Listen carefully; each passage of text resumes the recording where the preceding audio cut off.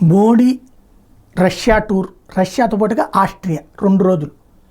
ఇది స్పెషల్ అని ఎందుకు అనాలంటే ఇప్పుడు 3వసారి గెలిచిన తర్వాత జరుగుతున్నప్పుడు ఇక్కడ విశేషం ఏంటంటే మోడీని తన దేశానికి ప్రధానమంత్రి హోదాలో 2 ఏళ్ల క్రితం ఆహ్వానించాడు పుతిన్. అంటే మళ్ళీ ఎన్నికలు జరుగుతాయి, మళ్ళీ నరేంద్ర మోడీనే ప్రధానమంత్రి అవుతాడు అని అప్పుడే నమ్మాడు పుతిన్.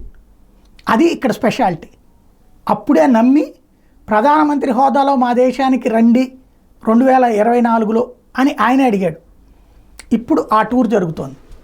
ఇందులో ఒకటి ఆయిల్కి సంబంధించి మళ్ళీ డిస్కౌంట్లు వచ్చే అవకాశం ఉంటుంది.